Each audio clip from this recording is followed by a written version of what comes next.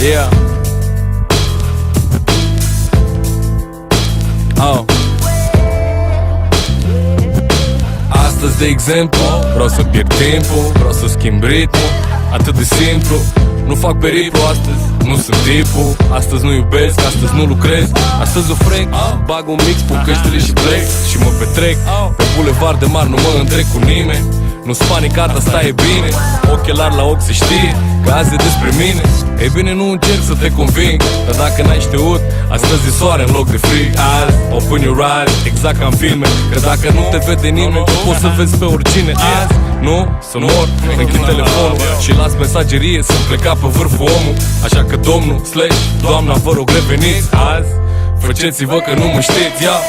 Azi nu, te rog eu nu, mâine poate facem cum zici tu. Dar azi nu, nu, nu, nu, te rog eu, azi nu suna. Azi nu, te rog eu nu, mâine sigur facem cum zici tu. Dar azi nu, nu, nu, nu. Pot să gândesc cu voce tare că nimeni nu mă vede, nimeni nu mă crede, nimeni nu mă aude. Sunt un oarecare. Pot să rulez un film seara la plimbare. Pot să desfac o bere când e soare. Pot să mă urc în tren și să o iau spre mare. A doua zi să mergem prin Brașov să căutăm cazare. Pot să nu am o cale clară de orientare. La Cota 2000 cu toți tovare și călare. Pot să mă culc să mă trezesc în alte dormitoare, cu fel de fete doritoare, un fel de meci în deplasare. Pot să le scriu la fiecare o scrisoare imediat ce ajung acasă la Bugare. Pot să bat la ușă la vecinul, să-l întreb cum e vinul, dacă e mai bun ca primul, că au închis iar magazinul. Pot să fac asta non-stop, o să cutrere peste tot când stau pe loc. Vreau să par neserios sau așa. Azi nu, te rog eu nu, mâine poate facem cum zici tu. Dar azi nu, nu, nu, nu. Înțelege că nu mă pot.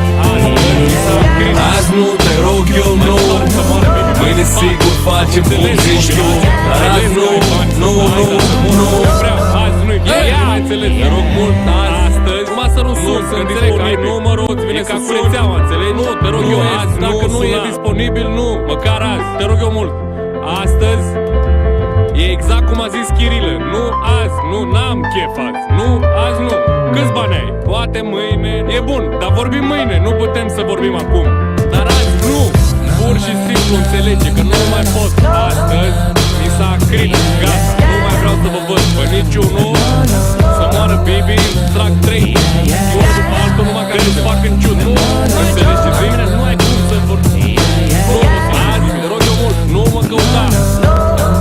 Asta e, dacă, bă bun, trebuie să înțelegi odată și odată. Nu se poate, nu, așa nu se poate, nu mai țin. Și dacă mâine, sau vrei tu să mă suni încă o dată, mai zic și a doua oară. Mâine poate, mâine vorbim.